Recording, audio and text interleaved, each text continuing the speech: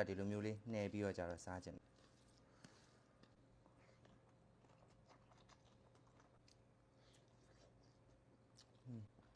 ရှယ်ပဲငါတက်တုံ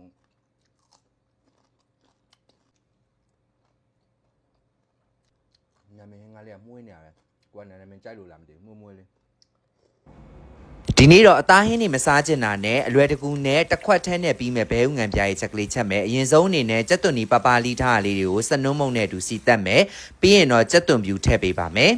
ကြက်သွန်ဖြူနီအနမ်းလေးမွေးလာပြီဆိုလို့ရှိရင်တော့အယောင်တင်မုံအနုမုံလေးထည့်ပေးပါမယ်ကဲအခုလိုမျိုးကြက်သွန်စီတက်ပြီးသွားရင်တော့ကျော်စစ်တို့ငရုတ်သီးအကျန်းဘက်ကလေးထည့်ပေးပါမယ်င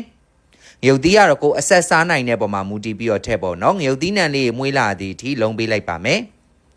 ကဲပြီးရင်တော့အရာတာအတွက်ရာတာမုံလေးထည့်မယ်ပြီးရင်ငံပြားရီထည့်ပေးပါမယ်ငံပြားရီကတော့ကိုသုံးတဲ့ငံပြားရီအမျိုးအစားပေါ်မှာမူတည်ပြီးချိန်ဆပြီးထည့်ပေးပါကဲပွက်လာပြီဆိုလို့ရှိရင်တော့ကျော်စစ်တို့အခုလိုမျိုးပေါ့နော်ဘဲဥစိတ်ထားလေးတွေကိုထည့်မယ်ဘဲဥကိုတော့ကျော်စစ်တို့အခုလိုမျိုးမှောက်ပြီးတော့ကြတော့ထည့်ပေးပါပေါ့နော်အဲ့ဒါမှဒီအနှစ်နဲ့အခွန်နဲ့ကွာမသွားမှာပါပြီးရင်ရေလေးနည်းနည်းလေးထည့်ပေးပါမယ်စီပေါက်လာတဲ့အနေထားလေးရောက်ပြီဆိုလို့ရှိရင်တော့ကျော်စစ်တို့ဘဲဥလေးတွေကိုအခုလိုမျိုးအထက်အောက်ကလေးပေါ့နော်လှမ်းပေးလိုက်ပါမယ်ဒီဟင်းကတော့ကျော်စစ်တို့တစ်ခွက်ထဲနဲ့ထမင်းမြင်ပြီးတော့ကြတော့အလွယ်တကူလဲချက်စားလို့ရတာဖြစ်လို့ချက်စားကြည့်ဖို့ကျော်စစ်ကတော့ဝင်းညပေးရပေါ့နော်အိမ်မှာလဲကျော်စစ်ခဏခဏချက်စားပြတဲ့ဟင်းထဲမှာပါပါတယ်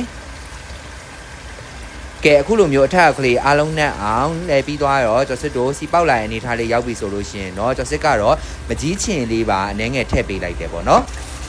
ကဲအခုဆိုလို့ရှိရင်တော့ချင်းချင်းဆက်ဆက်နဲ့တစ်ခွက်ထက်နဲ့အရန်ထမင်းမြိန်နဲ့ကျော်စစ်တို့ဘဲဥငံပြားရေးချင်းဆက်ချက်ကလေးရပါပြီလွယ်ကူရိုးရှင်းပြီးတော့ကြတော့ထမင်းအရန်မြိန်တာဖြစ်လို့အားလုံးပဲချက်စားကြည့်ဖို့ဝင်မြပေးပါရနော်ကဲဒါကတော့သူနဲ့လိုက်ဖက်တဲ့ကျော်စစ်တို့ကစွန်းရက်ကြော်လေးလဲကြော်ပေးလိုက်ပါမယ်နော်ဒါတော့တစ်ခွက်ထက်နဲ့ပေါ့နော်ထမင်းမြိန်နဲ့သူကတော့ဒီမှာငံပြားရေးအနစ်ကလေးစမ်းမယ်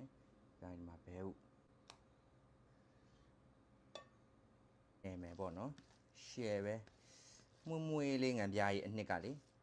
ကျော်စစ်ကဒီလိုမျိုးလေးနှဲပြီးတော့ကြတော့စားကြတယ်ထမင်းကိုဟိုးကစွန်းရက်ကြော်လေးထည့်မယ်အရွက်ကြော်ကစွန်းရက်ကြော်လေးရယ်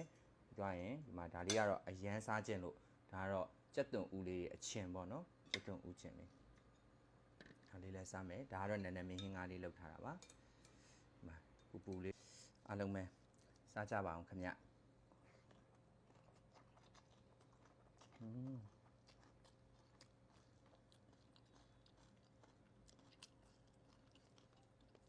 ခေါ်စင်းရကြော်နဲ့အရင်လိုက်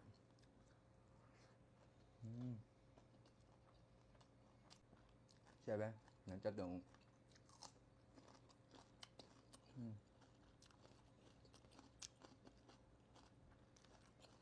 ချိုးနေရတဲ့ကြက်တုံက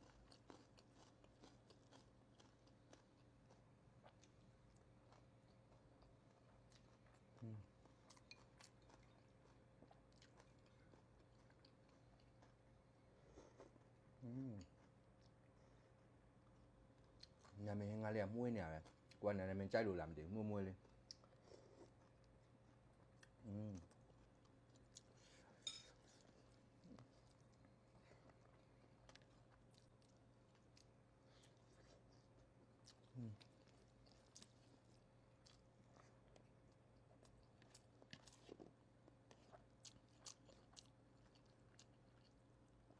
ဘဲငံပြားကြီးရှယ်ပဲ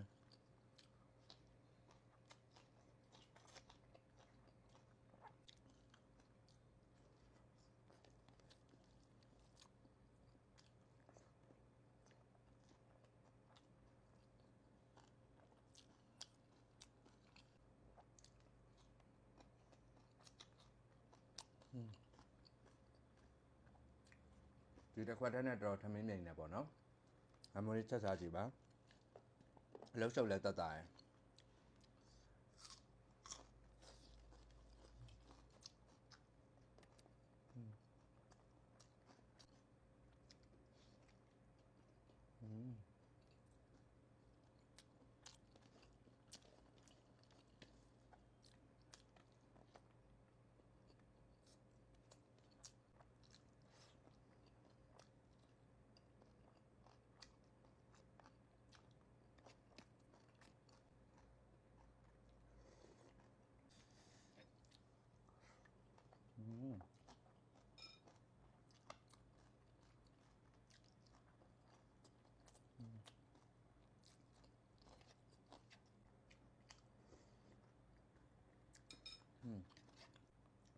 အဲ့တော့ဒါမျိုးလေးချက်စားကြည့်ပါပေါ့နော်အရန်စားလို့မြိန်တယ်တစ်ခွက်ထဲနဲ့လဲကျွန်တော်တို့အရန်အရသာရှိရပေါ့နော်အဲ့တော့ကျွန်တော်စစ်ကဒီနေ့ blog လေးကိုဒီမှာပဲရိုက်လိုက်တော့မယ်ကျွန်တော်စစ်အခုထမင်းနဲ့ထပ်ထည့်ပြီးတော့ကြာဆက်စားလိုက်ပါအောင်မယ်နောက် blog တွေမှာပြန်ပြီးတွေ့ဆုံကြပါမယ်ခင်ဗျအားလုံးပဲတက်တာပါ